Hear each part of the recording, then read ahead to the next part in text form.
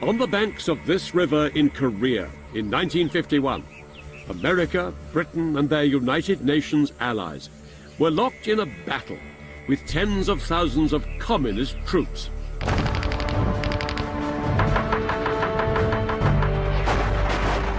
What moved the Allies to cross the world to fight here in Korea, only 5 years after the bloodshed of the Second World War, was their drive to stop communism spreading further. I'll be revealing the dramatic reversals in military fortunes of the armies of the capitalist West and the communist East. And telling the story of how events in Korea nearly spiraled out of control, raising the spectre of nuclear war. The Korean War was waged by men from 24 different countries around the world. Men divided by ideology, but also by the way they fought. On one hand, massive firepower. On the other, overwhelming numbers. I'll be telling the story of what it was like for the ground troops when these two very different armies clashed. And describing the brutal fighting often waged in extreme conditions across the entire Korean peninsula. This is the story of a largely forgotten conflict, and of the battle that took place here on the Imjin River during the Communist Spring Offensive of 1951.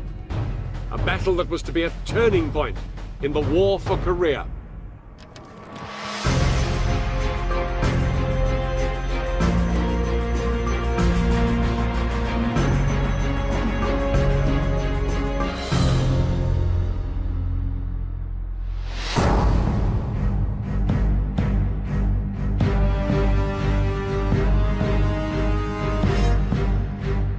I'm on a journey to perhaps the world's strangest border, the border between North and South Korea.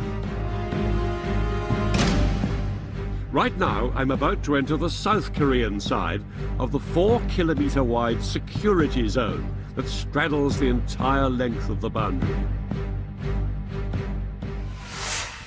This zone is effectively a no-go area, policed by troops from the United Nations, marked out by miles of barbed wire fences and defended with landmines.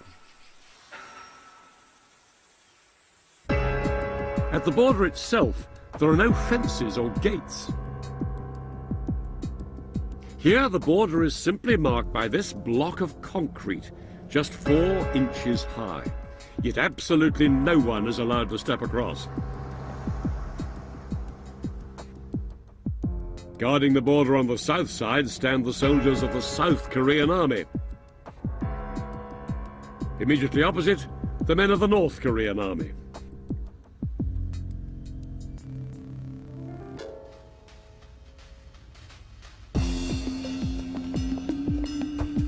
The only place along the entire border that the two sides are in direct communication is on this spot, where a few huts literally straddle the border. Strictly speaking, standing here, I'm in South Korean territory. But if I step beyond this table here, in theory, I'm inside North Korea. Although practically speaking, the mysterious country of North Korea lies beyond that guarded and locked door over there.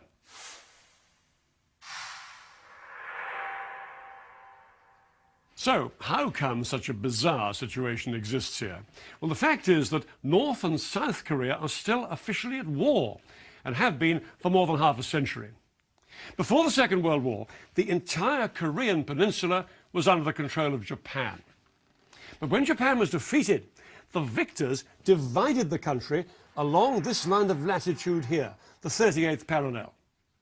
The Soviet Union sponsored a communist regime up here in the north, under Kim Il-sung in his capital, Pyongyang, and the Americans put Syngman Rhee, a fiercely right-wing nationalist, in control of South Korea in his capital, Seoul.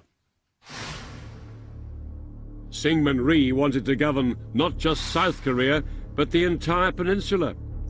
He wanted to unite North and South under a capitalist regime.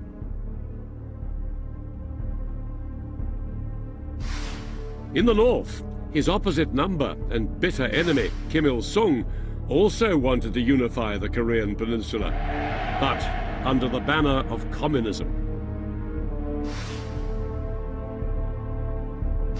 Each man had his dream of unifying Korea under his rule, but neither of them did very much about it.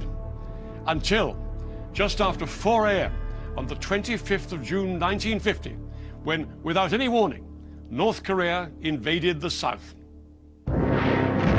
Within hours, 130,000 men of the North Korean army were pouring across the border.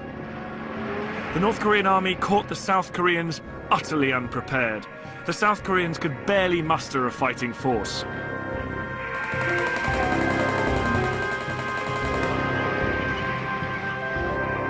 Outgunned and overwhelmed by enemy tanks, the ill-equipped army were rapidly forced back. Even though we fired our guns at them, the tanks were not damaged at all.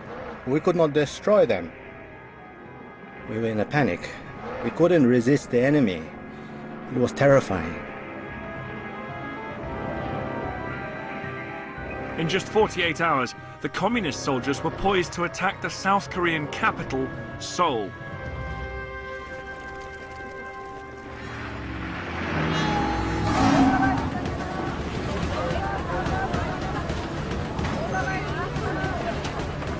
Seoul was the jewel in the crown of South Korea, and the North Korean army's attack on it was swift and certain.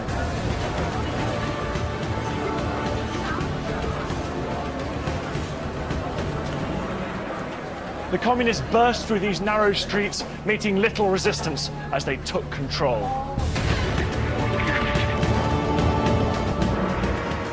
The North Korean troops swamped the city. And by June the 28th, just 3 days after the invasion, communist flags were flying over Seoul.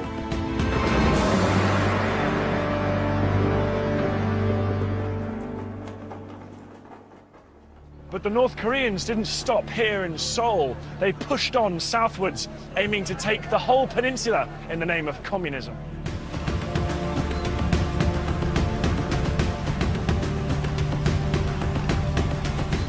They crossed rivers, they traversed mountains, and they defeated the weak South Korean army at every encounter.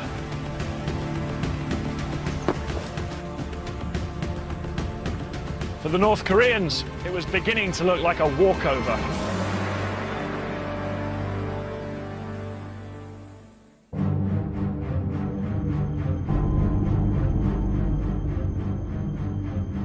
The West and its allies feared the North's seizure of South Korea would be another dangerous advance of communism throughout the world.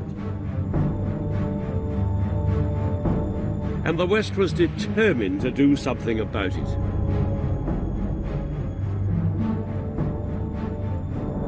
The Americans took the lead in persuading the United Nations to go to the defense of South Korea.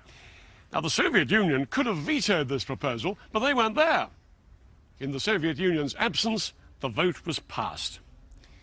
For the first time, the United Nations was going to war. 21 nations from around the world, including Britain, would send men and equipment to Korea. But there would be no doubt as to who would be in charge. America, by far the biggest single force, was in command. The fighting in Korea was no longer a small skirmish in a far-flung country. It had dragged in a superpower. Within days, Allied troops began to flood into South Korea.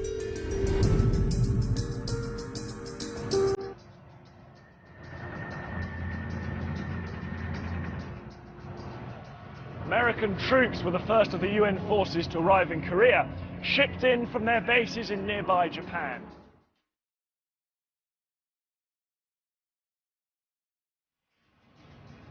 And they entered here, through Korea's southernmost port, Busan. When they landed, they faced a desperate situation, and it was getting worse, because by now, the South Korean army had almost totally collapsed under the advance of the North Korean steamroller.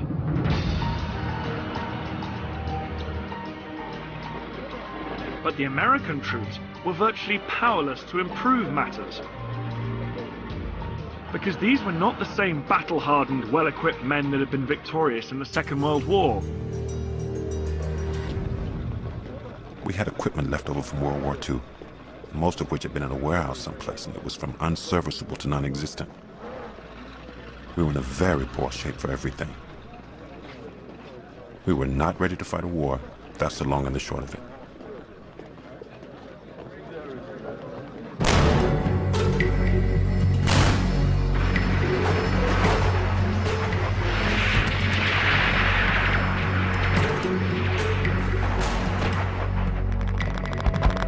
Just weeks after setting foot on Korean soil, the American land forces faced a terrible humiliation. By now, the North Koreans controlled nearly the whole of the Korean peninsula.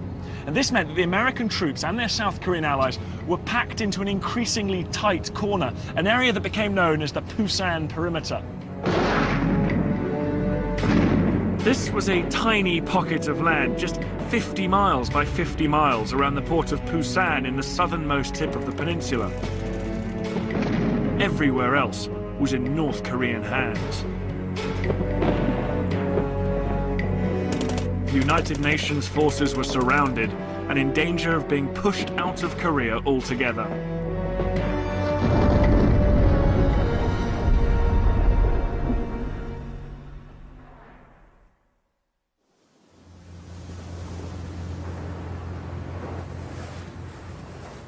What was needed to rescue the United Nations forces from disaster was a bold stroke from a decisive leader. And that's exactly what they got from the man in charge, the American General Douglas MacArthur. MacArthur was one of those commanders who was larger than life. He was America's most decorated officer in the First World War, and he relished the fame he'd won, leading the defeat of Japan in the Second World War. Now the Korean War gave the aging general a chance of yet another triumph. MacArthur knew that if he was to push Kim Il-sung's communist army back into North Korea, he'd have to come up with a much more ambitious strategy than simply battling it out on the Pusan perimeter. In World War II, MacArthur's greatest victories had been achieved through amphibious landings, sending troops in by sea to attack behind enemy lines. Such landings carried grave risks, but MacArthur was convinced he had mastered the technique. MacArthur now proposed to use the same strategy in Korea, with a bold attempt to take the pressure off his forces trapped in this chokehold in the southeast of the peninsula. He would deliver an amphibious hammer blow, not down here around Pusan, but 150 miles behind enemy lines to the northwest, at the port city of Incheon. If he could seize Incheon, his troops could move on to Seoul, a mere 20 miles inland, cut the North Koreans off from behind, and force them to fight on two fronts, here and here. The North Koreans would be surrounded and crushed. But a landing at Incheon would be a high-risk exercise. The harbour city was placed at the end of a treacherous passage called Flying Fish Channel, where the tide raced in and out twice a day. When the tide fell by as much as 11 meters or 36 feet, vast mudflats were exposed, making an approach impossible. Even when the tide was in, the city was protected by high sea walls and a fortified island at the mouth of the harbour named Wolmido. MacArthur's plan, codenamed Operation Chromite, was to assemble a vast naval force carrying 70,000 US troops who would brave the dangerous tides of Incheon harbour and land on the beaches.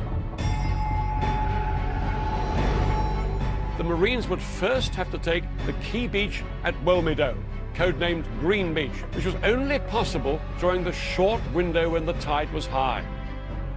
Once the enemy had been silenced on Wilmington, the rest of the landing force would have to wait a whole 12 hours for the tide to rise again before they could assault Red Beach to the north of Incheon and Blue Beach to the south.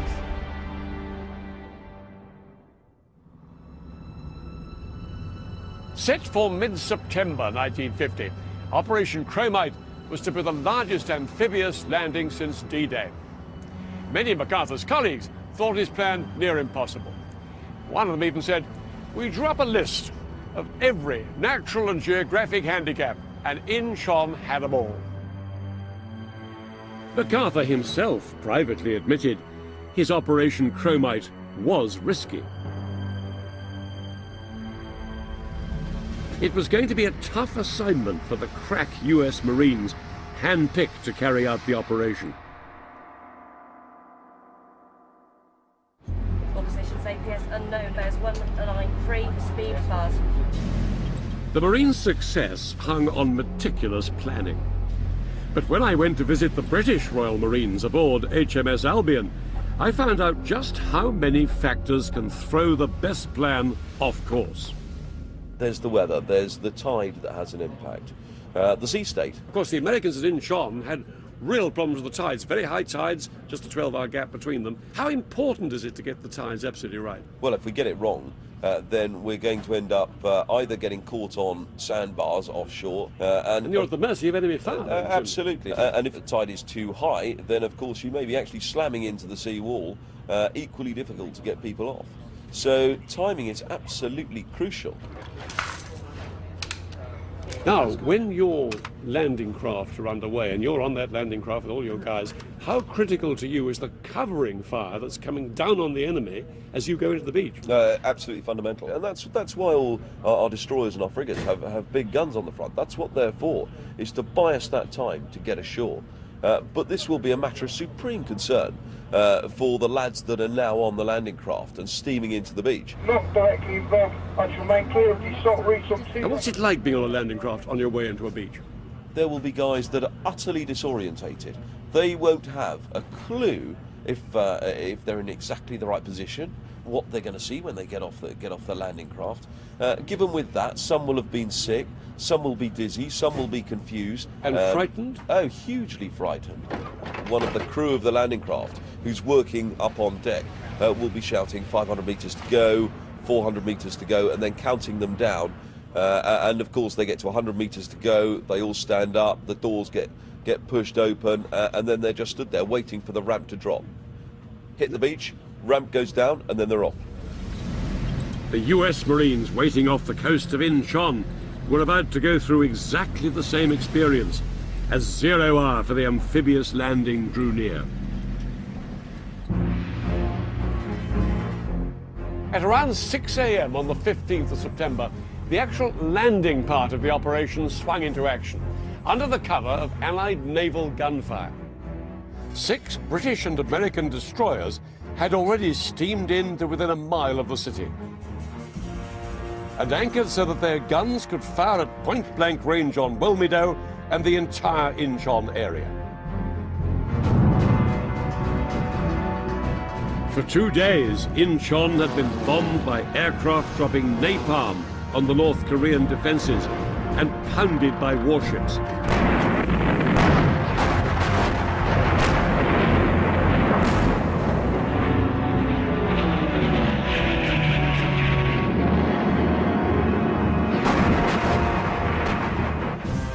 Now, under yet more covering fire, the landing craft used the high tide to sweep in from the sea and land on Wilmington's green beach. Through the chaos caused by the supporting fire, wave after wave of landing craft headed for Green Beach. Smoke was boiling out of Incheon. The entire beach area simply disappeared in an enormous cloud of dust and smoke, with only the occasional glare of rocket burst showing through.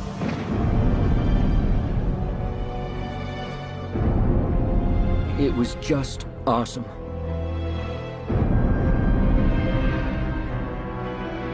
But as the first wave of Marines approached Green Beach, they were faced with a daunting task. scaling the 12-foot-high defensive sea walls under enemy fire.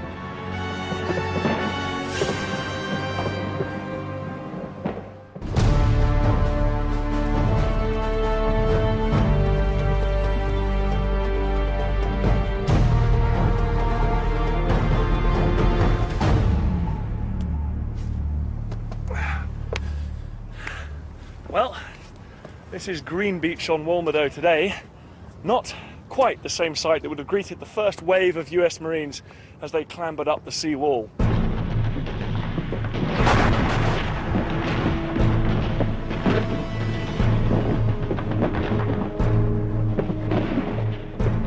With the second wave of Marines just 4 minutes behind, they quickly advanced inland, the landscape blackened and blasted by the covering fire.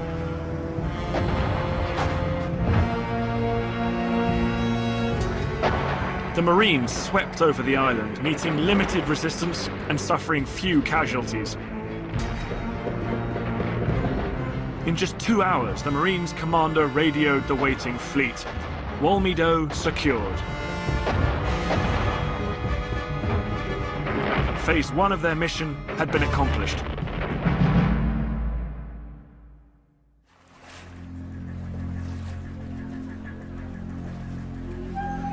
Marines, the battle had only just begun. As this tide retreated, it took with it the landing craft, their vital lifeline to the Allied ships out there. They had to dig in. For the next 12 hours, they had the unenviable task of defending the island against a possible counterattack. It was vital the Marines held their ground. Only if they retained control of this crucial island could further waves of landing craft move safely onto Incheon itself.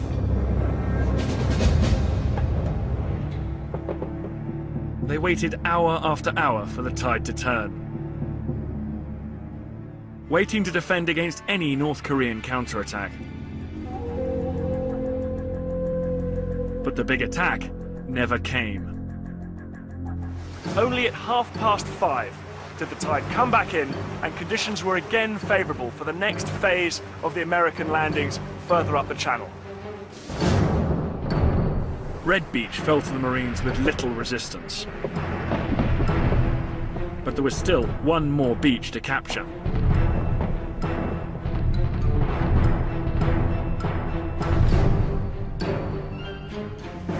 Almost simultaneously, the Marines assaulted here at Blue Beach, about a mile south of Incheon. But things on Blue Beach didn't go quite as smoothly.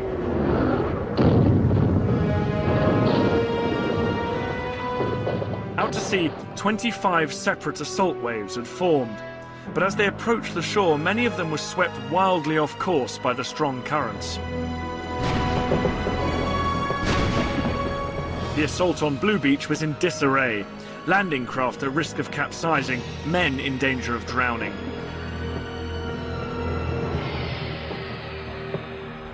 Those who did make it through found the beach choked with smoke from the earlier naval bombardment. The actual landing conditions were terrible. The city was on fire, and the rain was mixing with the smoke and fire of the bombardment, so it was very difficult finding the beach. Some units got mixed up, landing on the wrong beaches, and we just had to get it all sorted out. Despite the problems, there was no serious opposition to stop the Allied advance. They managed to push on through Incheon and further inland. Their journey took them eastwards, liberating village after village, rapidly crushing what little North Korean resistance they met. Their bold attack behind enemy lines had been a resounding success. In just 11 days, the men of the United Nations Army had reached their target and recaptured the South Korean capital, Seoul.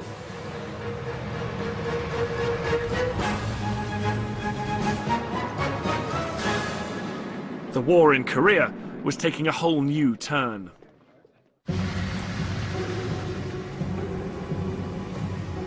By now, the Allied forces pinned down inside the Pusan perimeter had been reinforced with fresh battle-ready troops. They broke out and thrust north to join those who'd recaptured Seoul.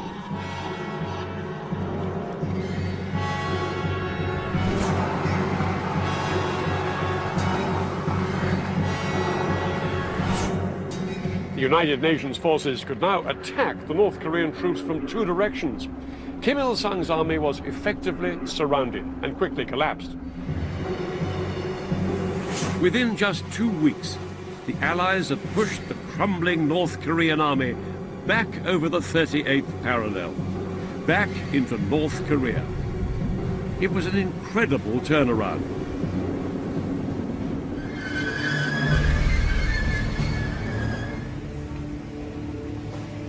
The two Koreas were now back where they began, divided by the 38th parallel. The question for the UN allies was what to do next. The United Nations could have ended the war right there, but MacArthur wanted to press on. He didn't just want to kick communism out of South Korea, but crush it in North Korea as well. He said the North should pay the penalty for invading the South. He urged the United Nations to take the war across the border.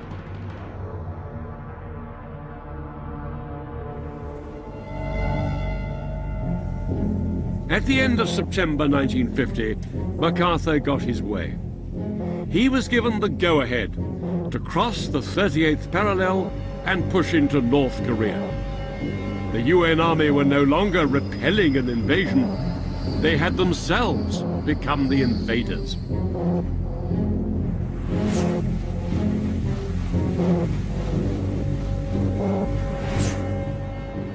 The Allied invasion of North Korea began very well. On October the 7th, the main body of the United Nations force drove northwards, and within a month they'd overrun the communist capital, Pyongyang. Still they pressed on, scattering any North Koreans who opposed them.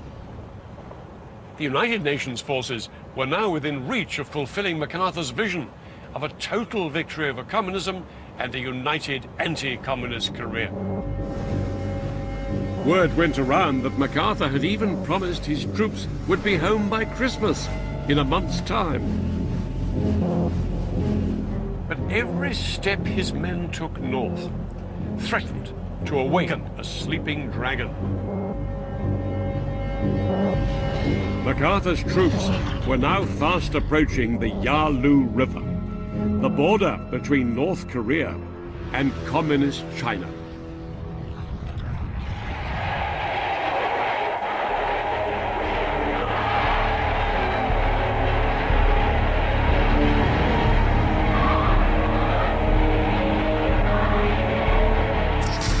The Chinese leader, Mao Zedong, had been watching events in Korea.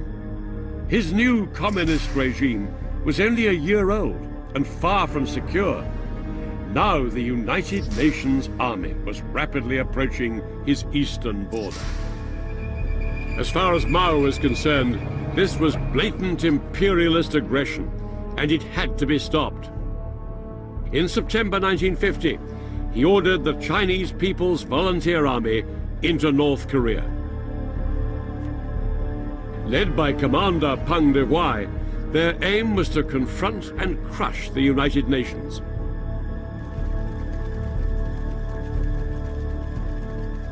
The vast armies of China had joined the war. Almost overnight, the men of the United Nations faced a very different enemy.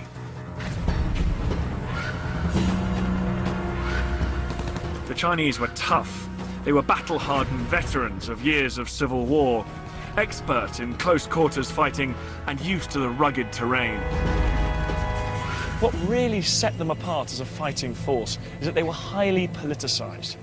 Each man had to sign a pledge of commitment to the cause, and each unit had to swear an oath to destroy imperialism. They warned us if we didn't wipe out the enemy in Korea now, one day they would come back to China and we would lose everything. We swore to triumph in the communist cause and protect everything the revolution had won for us. We weren't ever going to be oppressed by imperialists again.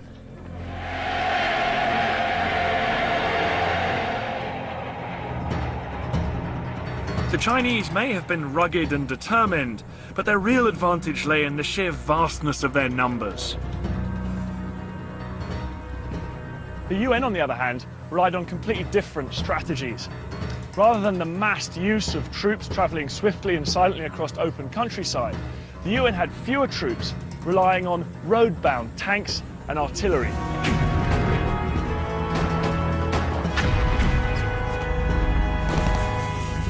Artillery was the key weapon that would form the bedrock of the Allied battle plan. Dan and I were given the chance to experience what it's like to be under live artillery fire when we visited the bombard shelter of the British Royal School of Artillery. A converge, a PD, a 2 rounds. At my command, a 1 round fire for effect. A 3 on the 5. 1's are a fire over.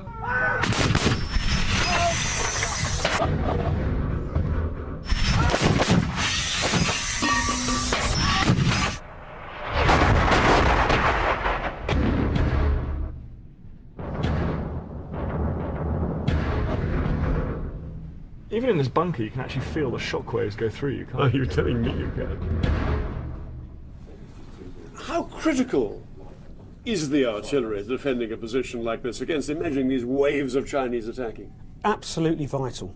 The contribution that artillery makes in delaying the enemy, taking them out, taking out large numbers, which have been absolutely critical with the Chinese because they did the human wave tactics, was vital.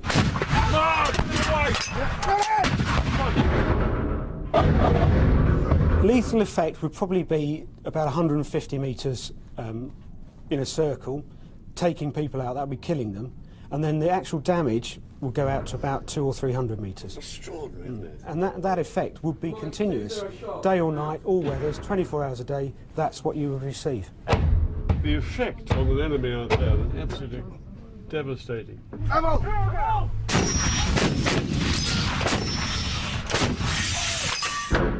Even inside the reinforced bunker, we could feel the force of the explosions. But it was only out in the open that we could see the impact those explosions would have on an enemy attack. So these shells, they're basically just like giant hand grenades. Absolutely, and that's the effect we're after. Each shell breaks up into hundreds of fragments? Thousands of fragments. Thousands of fragments. Yeah, the air would have been black with those fragments. And I've got some here, which we fired today actually, a whole range. The optimum size is probably this one. And if you just look at that, you'll see how heavy and sharp. That's just a jagged edge. One of those will kill someone, possible. Oh, easily, easily. These two here would have taken this chap's arms off. This one here would have killed him. That one up the top is a serious head wound. And the last one on here would have hurt his leg. And yet they came on, the Chinese. They came on and on They still through came this on, stuff. weight of numbers. But as they're coming forward, you know, they're encountering their comrades, wounded, injured, screaming. Do they keep going? Do they help them out? What do they do? The whole time we're just sapping the momentum out of this attack.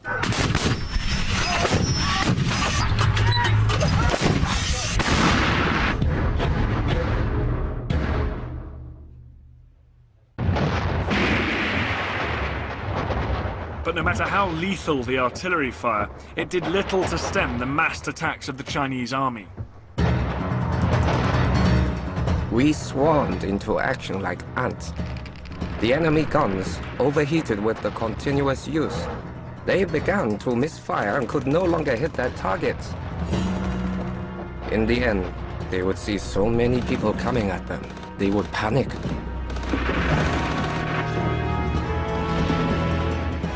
One after another, United Nations positions were simply overwhelmed by wave after wave of Chinese infantry.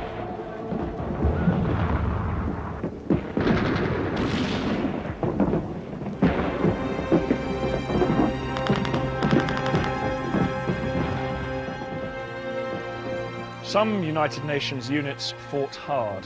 Others fell back in disarray. Generally, morale collapsed, and to make matters worse, the bitter Korean winter was setting in. By late November 1950, with the temperature well below 0 degrees, men of both sides were fighting at the limit of human endurance.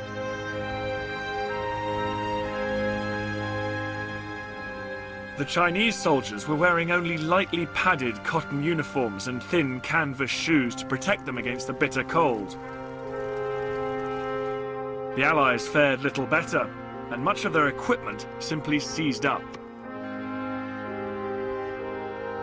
The men had to keep themselves awake for fear of freezing to death as they slept.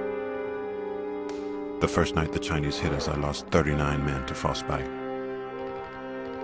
The next afternoon, I went down to the medical station, and the doctors were breaking off all those frozen toes with forceps. I never saw those men again. I lost a whole platoon to frostbite. Fighting a war in these dire conditions was not what these men had expected. To make matters worse, some American Marines found themselves surrounded at a place called Choi Sin. Despite relentless Chinese attacks, the Americans managed to fight their way out.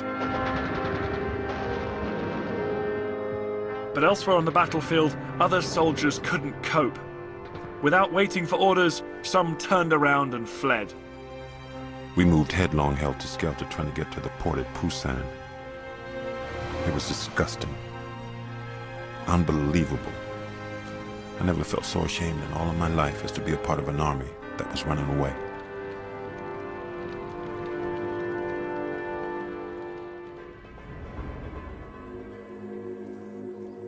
Allied defenses were crumbling across practically the entire front line.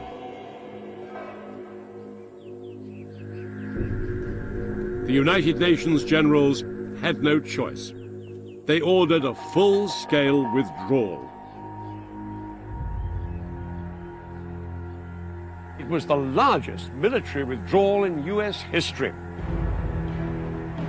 As the Chinese drove south, the United Nations Army folded in front of them. And by January 1951, the Americans and their allies had been thrown back south of Seoul. Once again, the South Korean capital was in the hands of the communists. But this proved a step too far. Because the Chinese had moved so far south, their supply lines were now severely strained. And the tide turned yet again. The UN Army once more began to push north. Over the first weeks of 1951, the Allies clawed their way back to a line just north of Seoul, but just south of the old border. After 7 months of seesawing, advance and withdrawal, once more, the two sides were practically back to where they'd been when the war began.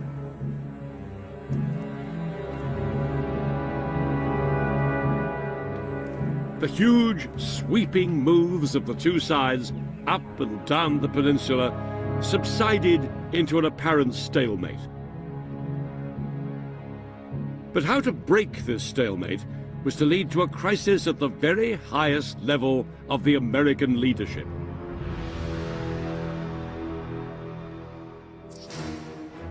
The American president, Harry Truman, did not want to do anything to escalate the war in Korea. But General MacArthur still demanded total victory over his communist enemy. MacArthur believed his president's policy was too timid, and he was going to say so loud and clear. In order to achieve total victory, he demanded that the war should be taken into China itself. What MacArthur was proposing was not simply to attack China, but to have the option of attacking it with nuclear weapons. This war was threatening to go nuclear.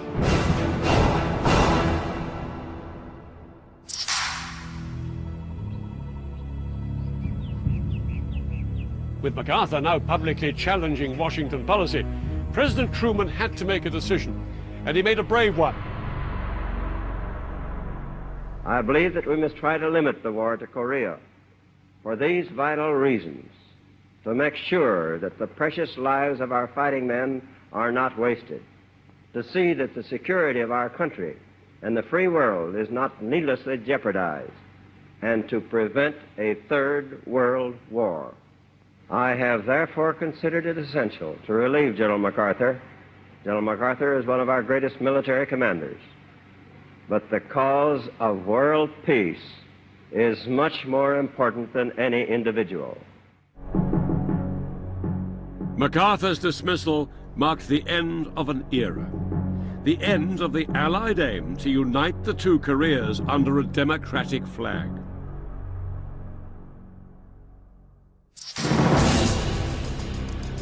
MacArthur's job went to General Matthew Ridgway, a man both liked and respected by his ground troops, and a man who accepted the idea of a divided Korea.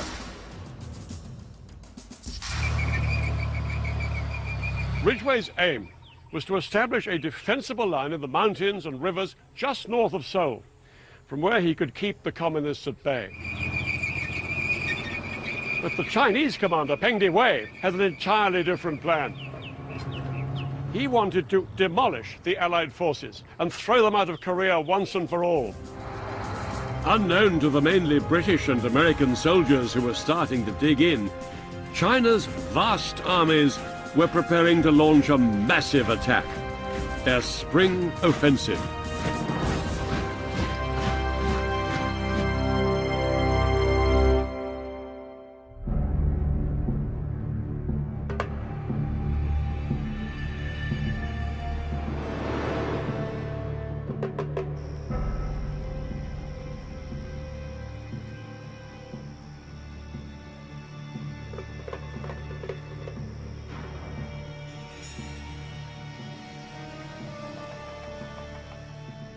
As night fell on the 22nd of April 1951, hundreds of thousands of North Korean and Chinese troops prepared to attack right along the battlefront, marked here in the western section of the peninsula by the Imjin River, only 30 miles from Seoul. These Chinese troops were masters of infiltration and concealment. Morale was high. Confident of victory, the Chinese leaders told their men that they'd be celebrating May Day in the streets of Seoul. That night, the Chinese took their positions along the banks of the Imjin and lay in wait for the order to move.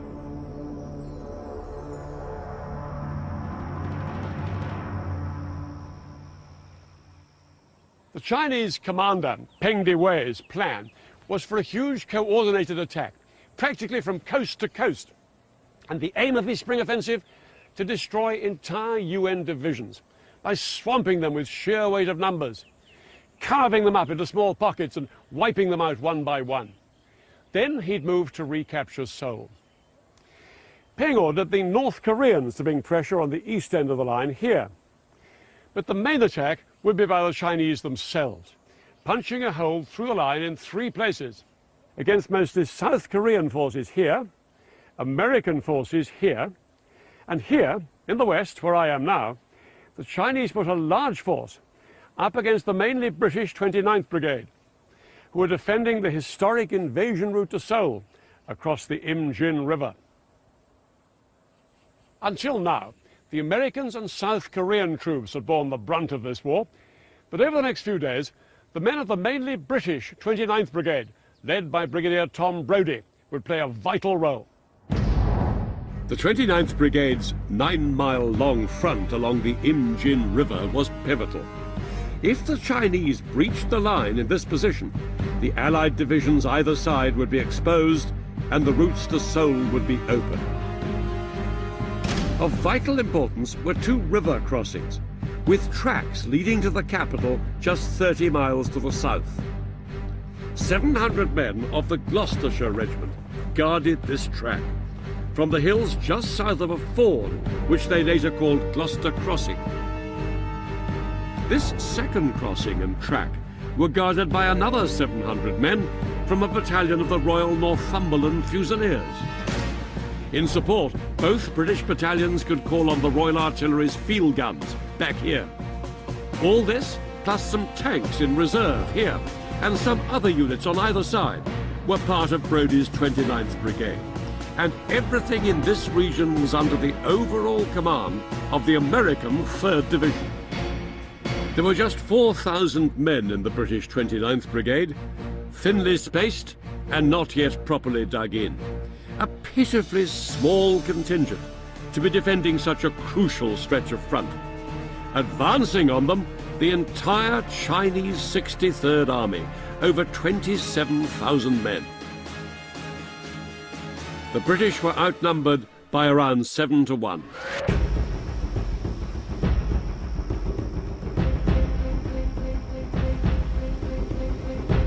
10 p.m. on the 22nd of April, the first Chinese troops started to wade across this shallow section of water here. But they were held back for nearly 2 hours by less than 16 men from a platoon of the Gloucesters firing from up here on the south bank. And then we saw the Chinese. They were thick in the water, somewhere around 2,000 men. It was an astonishing target, and we did use up all our ammunition. After halting 4 separate Chinese assaults, the British troops finally ran out of ammunition, and they had no choice but to pull back and rejoin their unit. There was now nothing to stop the Chinese from advancing further. Throughout the night of the 22nd of April, vast numbers of Chinese soldiers succeeded in crossing the Imjin River, that's it down there, and pushing southwards towards here. This area, known as Castle Hill, was held by around 100 men of the Gloucester's A Company. They were in for a very long night.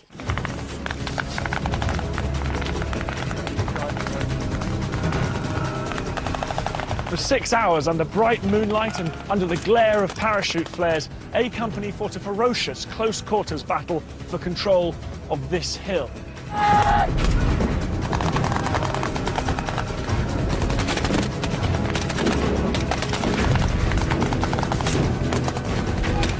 Again and again, the Chinese attacked up it, and again, A Company drove them back with machine gun and mortar fire. All the time, they received vital help from their artillery just over 5 miles away to the rear.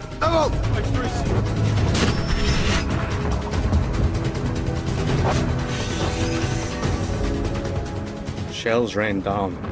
In front of me, a whole squad was blown to pieces, and the bodies of dead and wounded scattered along the track. I did not wait to be killed. I ran beyond that barrage as fast as my legs would carry me. At times, the supporting artillery was the only thing slowing the Chinese advance.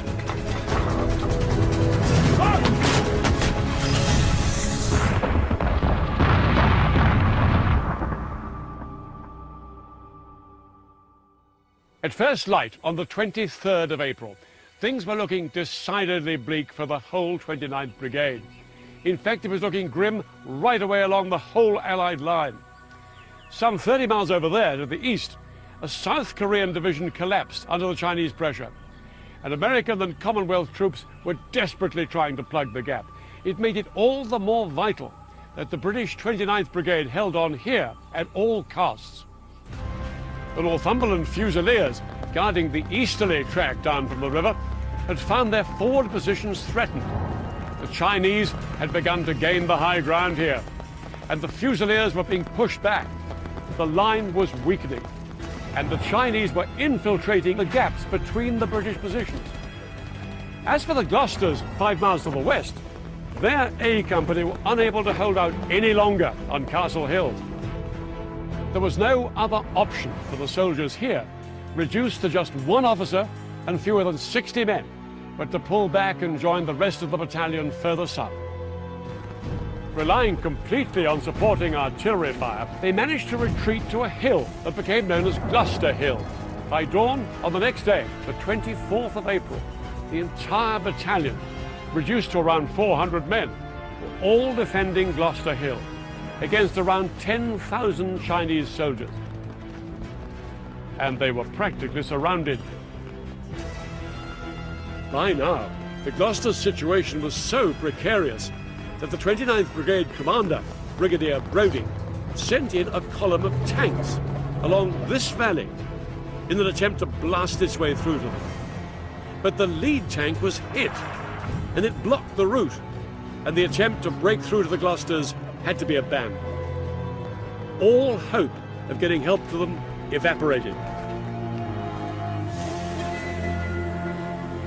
That afternoon, General Seoul, the American commander of all the units in the area, radioed to ask how things were going. Brigadier Brodie, instead of urgently requesting the Gloucester's withdrawal, replied simply that things were a bit sticky. He couldn't have chosen a worse moment for a bit of British understatement. The American general was given no idea how bad things really were, and so he ordered 29th Brigade to hold their position. What followed was disaster.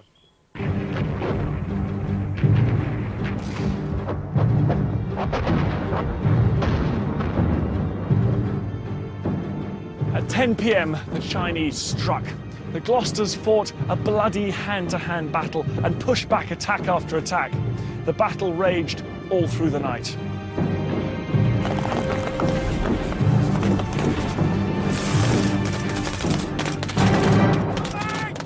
It was the beginning of the end for the Gloucesters.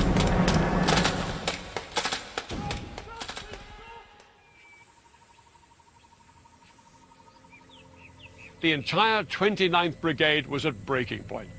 If they didn't withdraw, they faced death or captivity. The attempt to get any relief to the Gloucesters may have been blocked, but over on the right, the Northumberland's line of retreat was still clear. Brigadier Brodie had ordered tanks up the track to escort them out.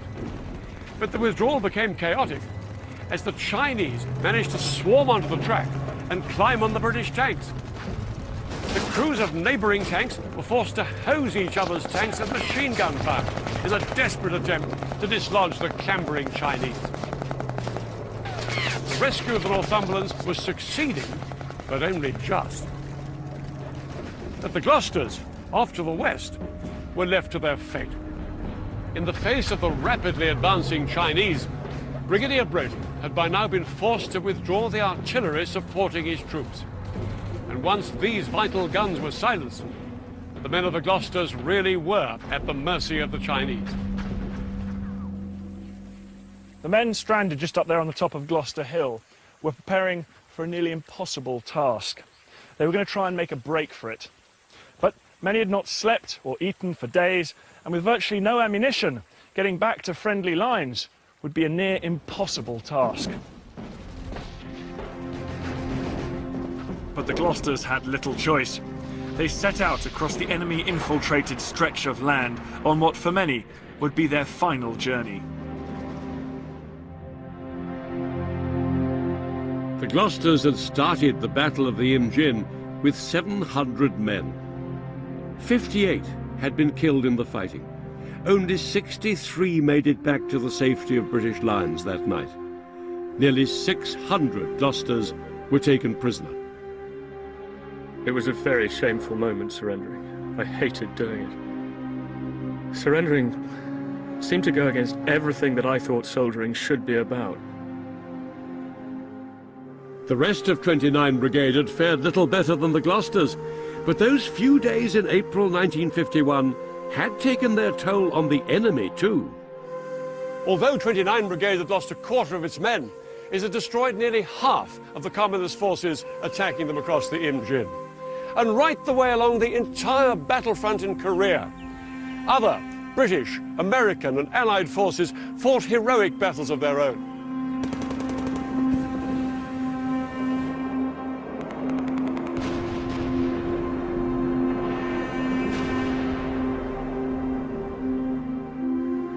No one knows exactly how many the Chinese lost, but it was in the tens of thousands.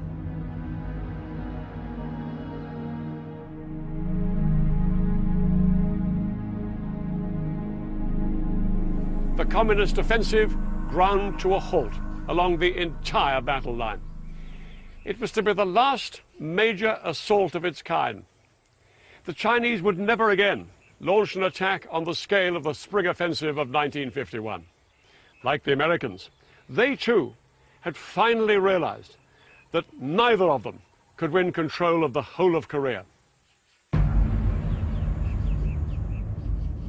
While the Allied crushing of the Communist spring offensive, in great part along the Imjin River, did not end the fighting immediately, it did bring both sides to the negotiating table. Yet when they first met on July the 10th, 1951, few could have had any inkling that the negotiations would drag on for over 2 years. All this time, the vicious battles for minor stretches of tactical ground continued, and the casualty rate soared. This increasingly futile war was to go on another 2 years before the fighting finally ended. The two sides agreed the position of the new border between them, and they agreed on roughly the line of the 38th parallel just about here. And on the 27th of July, 1953, they agreed a ceasefire. In 3 years of warfare, more than 2 million people had lost their lives, and a country had been devastated.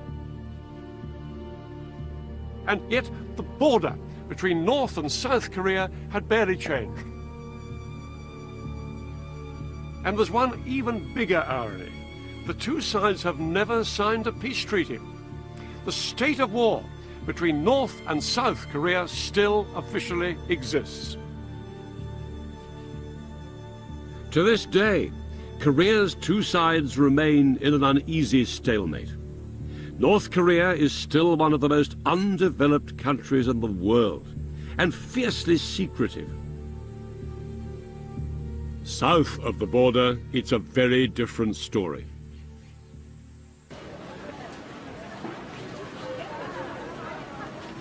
South Korea has developed into a vibrant and thriving democracy.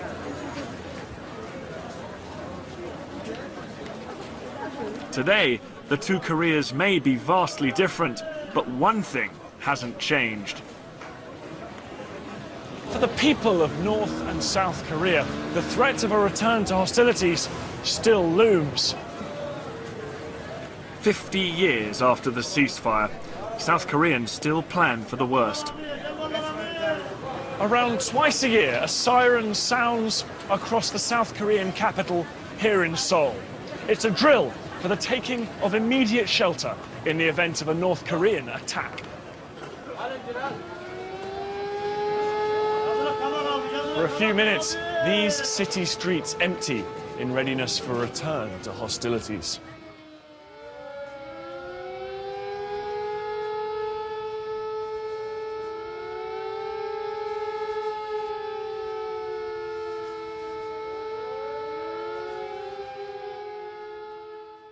There's an awful lot of very brave fights going on right the way along the line. Next time, 20th Century Battlefields brings you the Tet Offensive, fought in Vietnam. This massive communist assault was the turning point in the 20th century's longest war. I'll be explaining how the American military had to adapt itself to face up to a largely guerrilla fighting force. And I'll be experiencing what it was like for the soldiers as they fought their way through South Vietnam. The Tet Offensive was one of the most decisive battles of the 20th century.